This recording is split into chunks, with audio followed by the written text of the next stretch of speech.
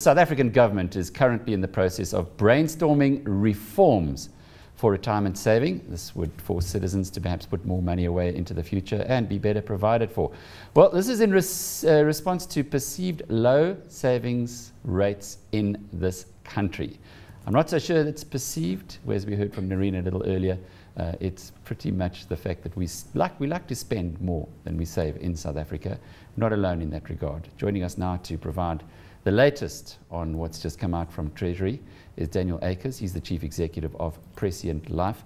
Daniel, nice to have you in the studio to really put a little bit more of a spotlight or more of a focus on what Treasury's been saying, because last week we had those amazing announcements coming out from Signia with Magna Wazikcha telling us that she is going to charge half as much as anyone else in the marketplace with exchange-traded funds, and indeed that she's also going to be slashing the prices on retirement annuities, she said, in response to what Treasury's been saying.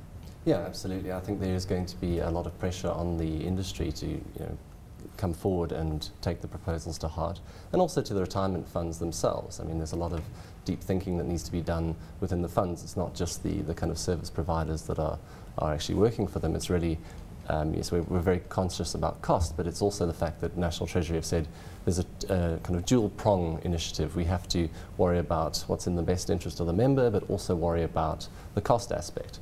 So does the lowest cost necessarily always imply the best thing for the member? And it's kind of a compromise of value. What is the best value for the member? So if you're serving both of those kind of dual initiatives, then you'll probably be doing what they're intending. But reading your report, you say that South African funds are the most expensive. Retirement annuities, these things that we're all told by financial advisors we have to buy because they're so good for our tax position. Yeah. The most expensive in the world. Yeah. No, it's scary, and I think there's a number of good reasons for that. Specifically the fact that the industry as a whole, we don't have auto-enrollment here. So when you join an employer, you don't have to join necessarily have to join a pension fund. We also don't have preservation in place. So for example, when you leave an employer, you can take that full benefit in cash. Now obviously, as you combine all those assets together, you get the scale that you need to really achieve low cost, and that's what National Treasury is pushing for. So there's been a lot of different proposals that have come out, and they all kind of fit together to make sure that that retirement savings pot that you have doesn't actually start leaking over time. I know Gugu's keen to ask you this, but what's that got to do with high costs? Well, it's really much the scale. The bigger you are, the cheaper it is to provide the service. So for an example, if you take an asset manager and you have a specific fund manager managing a portfolio, whether they're managing a 10 million rand portfolio or 100 million rand portfolio, it's the same cost to pay their salary. So if you're a portfolio manager like Alan Gray, and you charge the same as a portfolio manager like yourselves, Prescient, and they might have 1,000 times the assets under administration, they make 1,000 times your profit. Exactly. Wow. That's exactly the thing. Kind of puts that in perspective, doesn't it? Well, good for business, but not necessarily for the individual who's trying to save for their retirement. But on that, Daniel, I understand that the industry is not too keen on these cheaper products coming in, and they say that if they are introduced too hastily or too quickly, that could have a negative impact for the industry. How so? I think it depends where you sit in the industry. I mean, we've certainly been pushing this for about 3 years, even before the retirement reforms came out, from a life perspective, saying that you need to have some kind of cheap default retirement annuity in place for your members that are leaving a fund. So I wouldn't say that it's certainly the whole industry, but obviously there are a number of players who are very dependent on large performance fees who don't want to see those kind of mechanisms going away. I think on the advice side as well, so we're not just looking at asset management. You just said something. You can't just say that and walk on.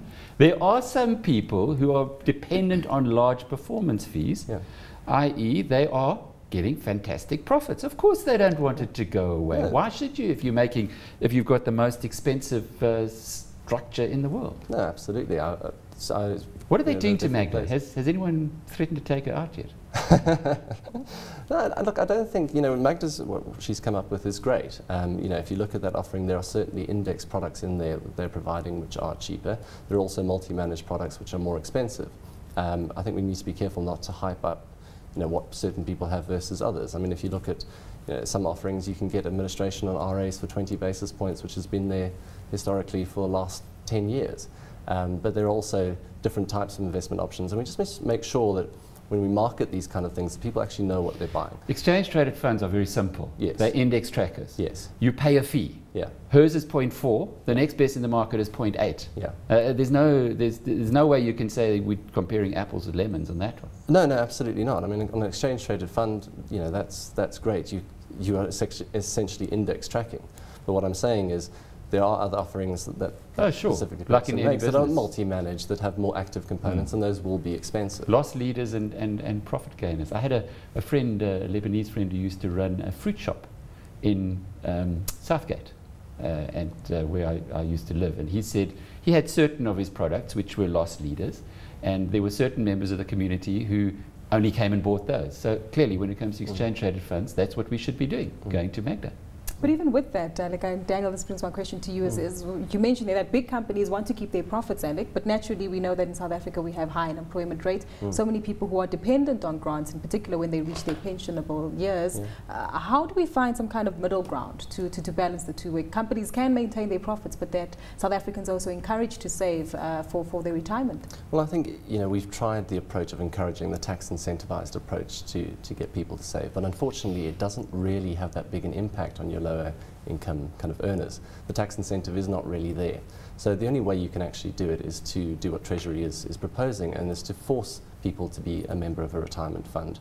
And again, by that kind of process, you gather the scale, and then, yeah, but I do think there is pressure on the industry. You've got to address cost where it's unreasonable. But at the same time, it's very difficult to do in a market where you don't have essentially as large a retirement industry as you should have.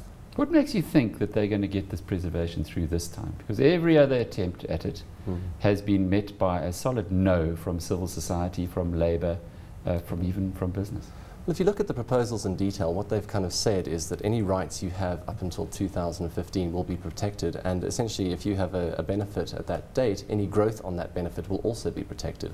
So we're kind of looking at these proposals, and yes, there's a lot of work to be done from an administration perspective and everything else, but the point is it's going to take another 20 to 30 years for them to actually work in.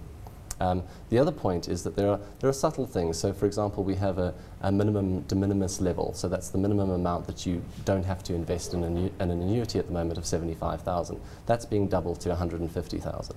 And if you have to actually look at the size of the benefits that people have, that 150,000 does cover quite a large portion of your lower income market. So even with the proposals, they won't be forced to annuitize. Lots of interesting stuff there. Very interesting. Daniel, thank you so much for your time today. That was Daniel Akers, who is the Chief Executive of Prescient Life.